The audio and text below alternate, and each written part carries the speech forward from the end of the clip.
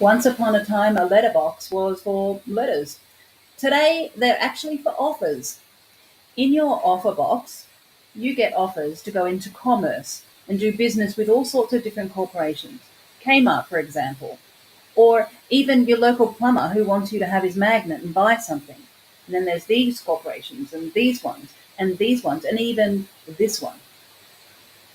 To most people, these letters are scary, demanding, and stressful because they contain certain words like demand or pay now or even we're going to take you to court if you don't XYZ.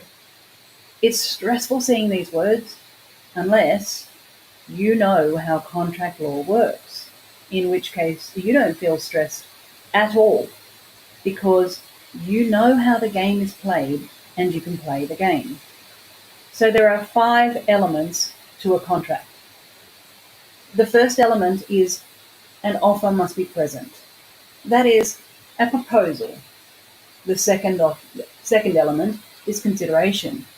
That is, something needs to be exchanged between the two parties. The next one is acceptance. One needs to accept the offer. Another one is capacity. Is all the parties of age and able to make decisions? And the last one is intention to create legal relations. Now, these end 4 components of a contract really depend on how well an offer is made.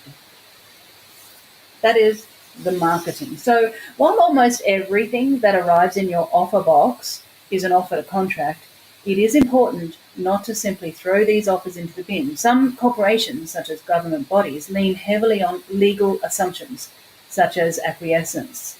This means if you don't speak up, it's assumed you consent.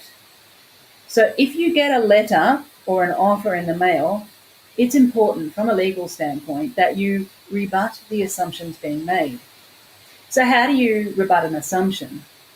Most people in the Living Council do this through a legal process called pre-action protocols.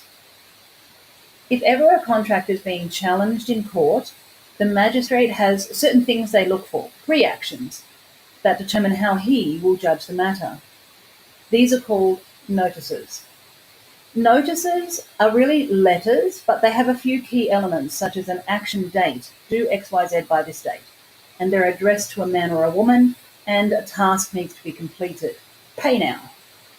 You'll have seen notices being sent to you. That's because these corporations know that for matters to stand in court, certain steps must be done for a magistrate to make judgment. But you know what? Notices are not reserved only for multinational corporations. No, in fact, everyday men and women use them all the time. In the Living Council, we teach people how to use notices to cancel out all those pesky letters that arrive in the letterbox.